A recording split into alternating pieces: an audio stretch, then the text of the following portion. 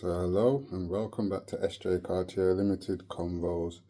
And today, after England's Lionesses brought it home again yesterday, today I'm going to compare the English men's national team to the English women's national team and even have a little thought of why did the English ladies do so successfully compared to the men's. And my first thing I will say that I notice in the England Lionesses compared to the Lions is the Lionesses actually raw, every one of them.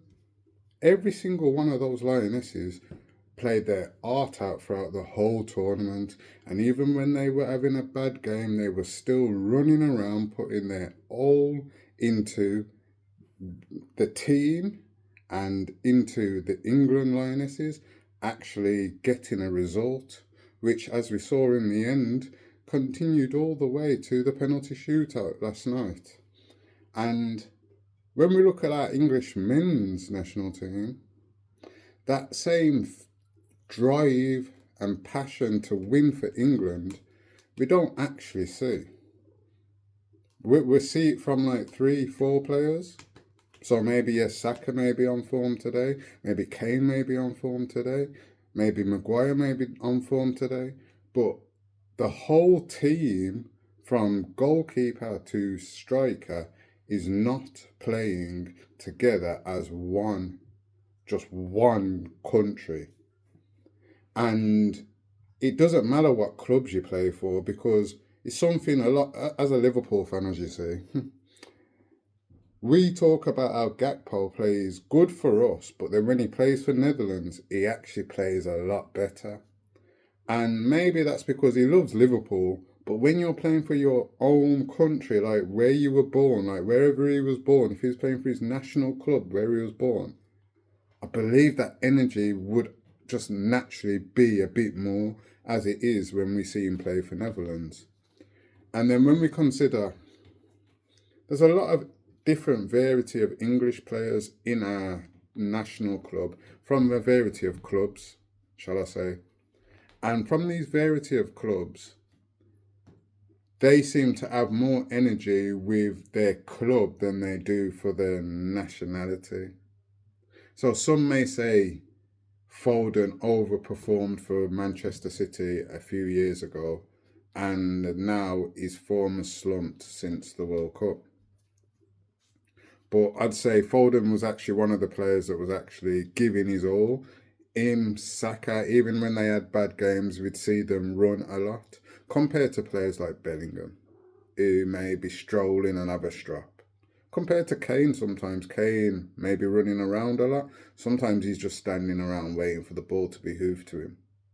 This is something we didn't see with the Lionesses. We saw each player from goalkeeper, from left back to right back, across the midfield and up front, playing for the team, getting back, getting forward, trying to break up their attacks, pressing the players. And when we consider this is how our English Lions are supposed to play for their clubs, high press, a lot of them, it's quite shameful that we can't see that as we saw with the Lionesses. Another thing I'd say with the Lionesses that contributes to their success is the media. So compared to the English men's national team, who have never won anything, we've won one World Cup. We've never won no Europeans. We've won one World Cup. Yeah? So when we consider the hype that we all and pressure we put on our English men's national team, can they actually cope with that pressure from the whole press, the whole newspapers, their family, their friends, everyone around the world talking about them winning the World Cup or the European Cup? And it's something I even realised with the women's national team here. I say in the first game against France, I think the pressure was put on us, on the Lionesses. And that's why their form wasn't to where it should have started at.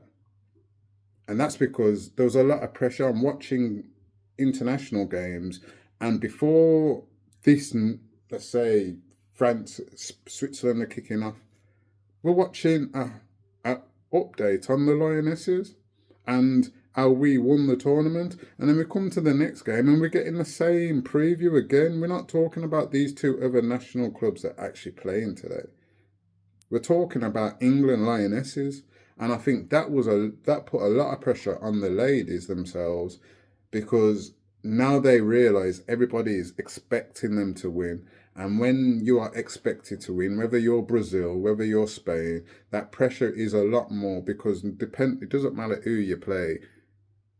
A lot of people want you to lose because you are the favourites.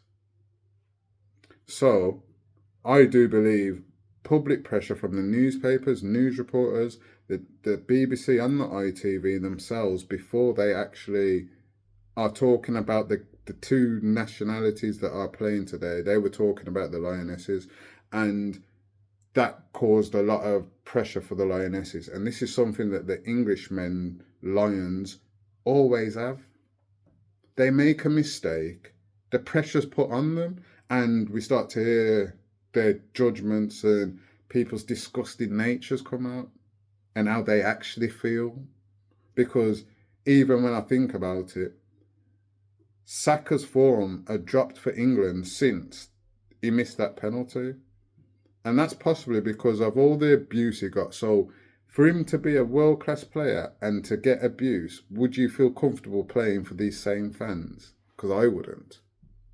I actually wouldn't care. I actually would understand why I'd care for my my club fans. Because we ain't hearing that with our club fans as much as we hear it with the national fans. Because there's a lot of people that aren't football fans that now decide they follow football. So I'd say that as well, because I even say with the Jess Carter incident and why she came off social media, I feel like that put pressure on England versus Italy Lionesses in the start of the game.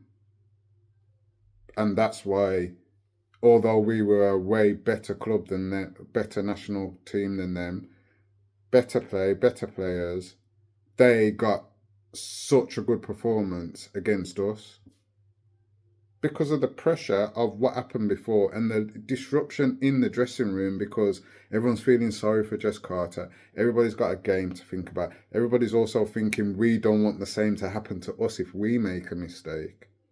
These are all contributions to how our English football players play for us in World Cups and European games. The fans, too much pressure. And I think this is why the Lionesses have done so well, because we don't have all those stupid football fans that are just following England Lionesses to throw abuse even though it happens. There's a lot of support for the Lionesses, and that's why they have contributed in their play to give more for the badge. And that's why they've contributed in their performances and their playing for the fans as well. And it contributed and resulted in 2 European championships. Like, hello? So, having watched a lot of football over my 37 years, I'd say the downfall of the men's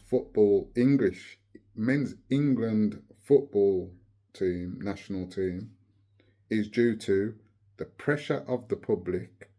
That's reporters, that's newspapers, that's the TV commentators, the pressure on ex-footballers, other people that have their own opinion on what they're watching.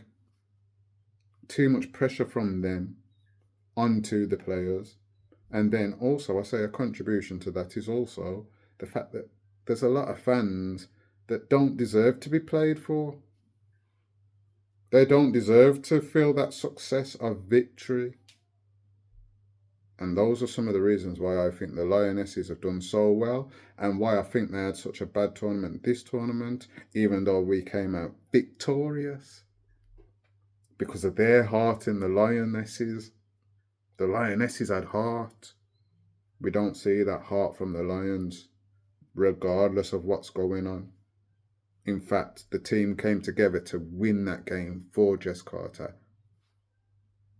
to win that game for themselves, win that game for their family and their badge, that England Three Lions badge.